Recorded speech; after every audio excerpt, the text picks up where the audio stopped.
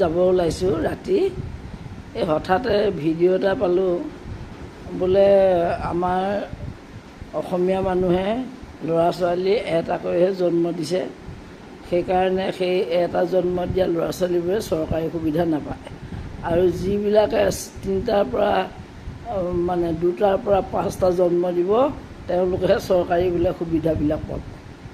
কি বা শুনিলোঁ কি দেখিলোঁ মানে আচৰিত হৈছে আৰু আগতে গম পোৱা হ'লে আমিও জন্ম দিলোহেঁতেন নহয়। ল'ৰা ছোৱালী ইমানবোৰ জন্ম দিয়াটো ডাঙৰ কথা নহয়, কাৰণ ভগৱানে আল্লাহে দিয়ে চবকে।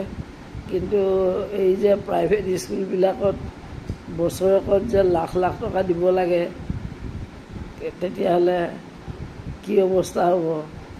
ইউনিফৰ্ম কিনা, কিতাপ কিনা, এই জোতা মোজা, এই বোলে আজি এই কিবাহে, এই আজি কিবাহে পায়ো, এই বোলে টিফিনত বোলে কিবা দিব নোৱাৰি, ফল মূলহে দিব পাৰি, এই বোলে মেগীহে দিব নোৱাৰি, কিমান চাব?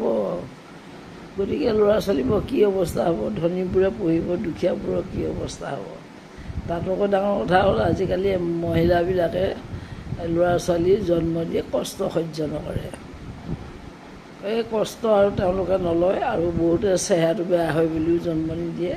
সেইদিন আৰু গ'ল আৰু এতিয়া আৰু সেই এটি ঘৰে ঘৰে এটি মোৰ পিছত এতিয়া পোৱা হ'লে এতিয়াও এটা দিবলৈ মন আছিলে দেই, বৰ আশা থাকি গ'ল।